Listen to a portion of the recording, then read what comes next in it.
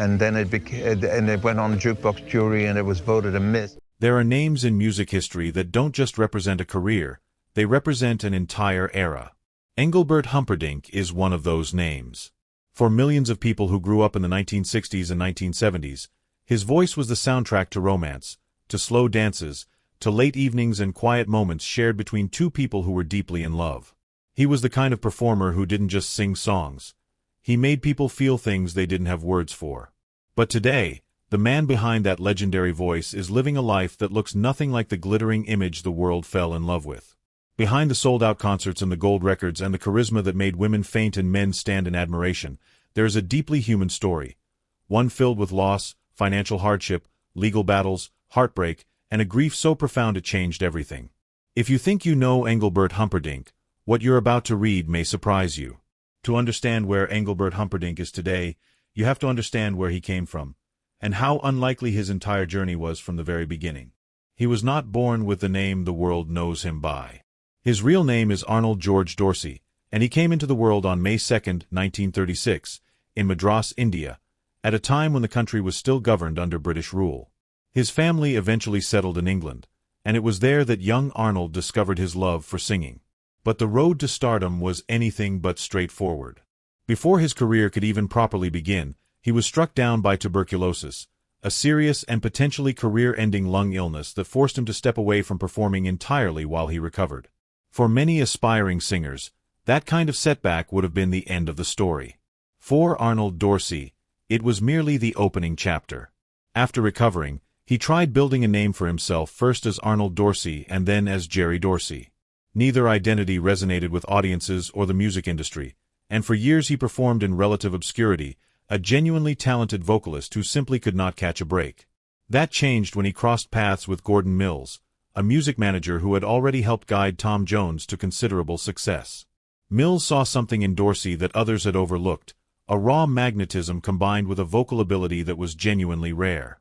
His solution to the identity problem was boldly unconventional. He suggested his new artist adopt the name of a 19th-century German opera composer, Engelbert Humperdinck, the man who had written the beloved fairy tale opera Hansel and Gretel. It was a long name, an unusual name, an almost absurdly theatrical name. But it worked in ways nobody could have predicted. The song that transformed everything was called Release Me. Before it became a phenomenon, it sat collecting dust for 3 months. Radio stations were uninterested. Record shops were reluctant to stock it. The music industry, which had largely ignored Arnold Dorsey for years, was now ignoring Engelbert Humperdinck too. Then came a single television appearance on the variety program Sunday Night at the London Palladium, and overnight, the entire landscape shifted. The very next day, orders poured in for 80,000 copies of the single. That number eventually climbed to a peak of 127,000 copies sold in a single day, an extraordinary figure by any standard. Release Me spent 6 consecutive weeks at #1 on the UK charts, and in doing so, it achieved something that became part of pop music legend. It blocked the Beatles from reaching the top spot. The songs it kept off the summit were Penny Lane and Strawberry Fields Forever, 2 of the most celebrated recordings in the history of popular music. The fact that a ballad by a man performing under a borrowed German name could outperform arguably the greatest band that ever existed was the kind of story that seemed too remarkable to be real. But it was entirely real, and it announced to the world that Engelbert Humperdinck was a force to be reckoned with. The momentum didn't slow. His management sent him to the United States, where he appeared on The Ed Sullivan Show and introduced American audiences to his particular brand of emotional, sweeping romance. Release Me climbed to #4 on the Billboard Hot 100. A singer who had spent years struggling to get anyone to listen was now filling arenas on both sides of the Atlantic. Over the course of his career, he would go on to sell more than 140 million records worldwide, a figure that places him among the most commercially successful recording artists in music history. His collaborators included the celebrated British songwriting duo Barry Mason and Les Reed, who crafted several of his most enduring hits. And his peers respected him deeply.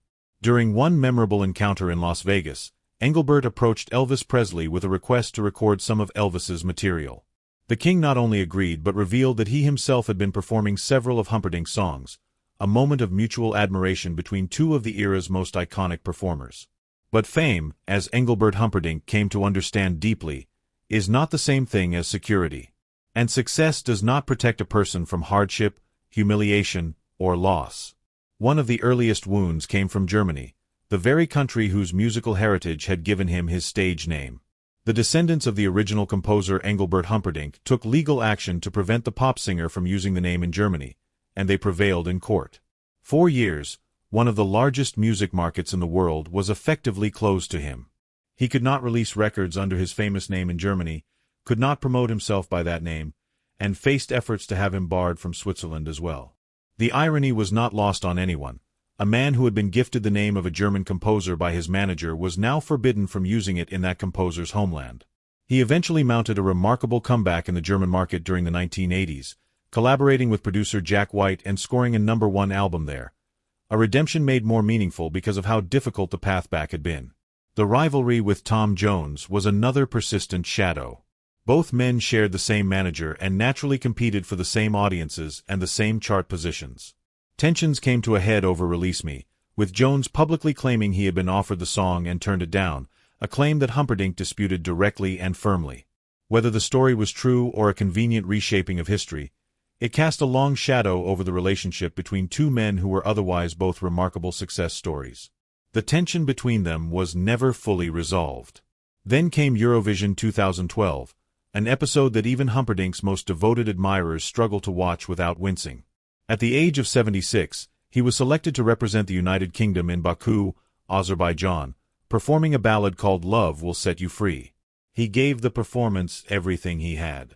The result was a near last-place finish, 25th out of 26 competing countries, with only 12 points on the scoreboard. Only Norway fared worse. The contrast between the man who had once blocked the Beatles from #1 and the singer who could barely register on the European voting board was painful to witness. Yet in interviews afterward, Humperdinck said he considered Eurovision one of the highlights of his life. That kind of equanimity, the ability to find genuine appreciation in what the world judged a failure, says a great deal about the kind of man he became through decades of adversity. The financial chapter of his story is equally sobering. Despite selling records in the hundreds of millions, Humperdinck's relationship with money was troubled in ways both heartbreaking and, at times, deeply complicated. The most painfully ironic story from his early years involves allegedly winning the equivalent of hundreds of thousands of pounds in a football pools competition during the 1960s, only to be unable to claim the winnings because he and his wife could not afford the postage stamp required to mail in the winning ticket. A man who would later sell out the London Palladium could not find the coins for a stamp. Decades later, a touring company bearing his name collapsed into voluntary liquidation, leaving debts of over £260,000 and dozens of suppliers, sound crews, lighting teams, transport companies, unpaid. Humperdinck resigned from the company within a month of its formation, a detail that raised questions and damaged his reputation considerably.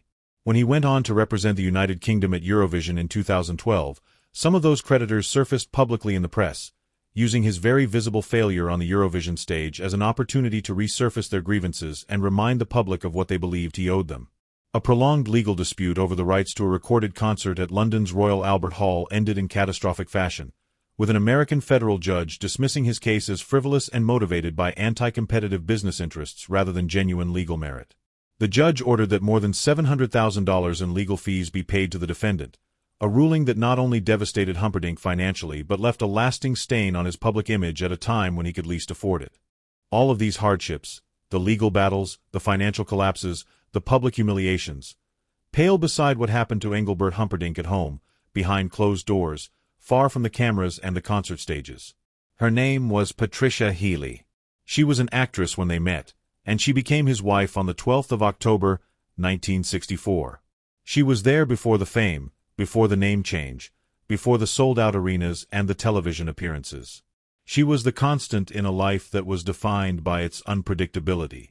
For 56 years, she remained by his side through everything the world and fate threw at them. And then, slowly and mercilessly, she began to disappear. Patricia was diagnosed with Alzheimer's disease, a condition that doesn't take a person all at once but steals them gradually, memory by memory, recognition by recognition, until the person sitting across from you is someone you love but who can no longer love you back in the way they once did. Humperdinck revealed in 2017 that she had been fighting the disease for approximately 10 years, meaning the illness had likely taken root around 2007. For a decade, He watched the woman who had been his anchor fade away while he stood helpless beside her. He adjusted his entire professional life around her care. He could not be away from home for more than 4 days at a stretch, which meant no extended touring schedules, no long stretches on the road. The very lifestyle that had defined his career for decades had to be restructured around the reality of his wife's condition. Professional caregivers visited their Southern California home daily, but Humperdinck was clear that no paid caregiver could replace the love between a husband and wife. On stage, he admitted that certain lyrics would strike him with fresh emotional force when he thought of Patricia, that performing love songs while the woman he had loved for more than 50 years could no longer fully recognize him was an almost unbearable experience. In January 2021, both Engelbert and Patricia contracted a serious respiratory illness simultaneously. Patricia, then 85 years old, stopped eating. Medical attention was difficult to arrange. Humperdinck turned to social media in desperation, asking fans to pray for her recovery. It was one of the most quietly devastating images of that already devastating year, a man who had commanded concert halls for 6 decades, now asking strangers on the internet for a miracle. Patricia Healy died on the 6th of February, 2021. Due to pandemic restrictions, her son Scott could not be physically present to say goodbye and had to watch his mother's final moments through a video call. Engelbert announced her passing on Instagram, writing that she had gone peacefully and was now free from the limitations that had confined her. The family, he said simply, was broken-hearted. Engelbert Humperdinck is 89 years old. He still lives in the Southern California home where he and Patricia spent so many years together, where he cared for her through her long illness, where so many of his most painful and most beautiful memories are contained. He has said that leaving would feel like a betrayal, that staying is a form of faithfulness to the woman he lost. And yet, remarkably, he has not stopped. He recently announced what may be his final tour, launched from Sydney, Australia in April 2026. A celebration tour that he acknowledges will likely be his last sustained time on the road. On his 90th birthday, May 2, 2026, he is releasing a brand new single titled I Got You. He is not coasting on nostalgia. He is still creating, still recording, still reaching. His song A Man Without Love found viral success on TikTok after being featured in Marvel's Moon Knight and The Umbrella Academy, introducing his voice to teenagers who had not been born when he last charted. A generation raised on streaming algorithms discovered, by accident, one of the greatest voices of the 20th century, and they fell in love with it. When asked about retirement, he is clear, he doesn't believe in it. As long as his voice holds and his spirit is willing, performing is not just what he does, it is who he is. He has said he wants to continue until God calls him home. He has said he has never felt that he has truly arrived, that there is always something more to reach for. After 60 years in music, after everything he has survived and suffered and lost, Engelbert Humperdinck is still reaching. The story of Engelbert Humperdinck is not ultimately a story about fame or fortune or chart positions or legal battles. It is a story about endurance. About a man who has been knocked down repeatedly by life, by illness, by failure, by financial ruin, by public embarrassment, and finally by the most devastating loss a person can endure, and who has chosen each time to stand back up. Not because standing up is easy, but because music is the only language he has ever fully trusted to say what cannot otherwise be said. And as long as he can still speak it, he will.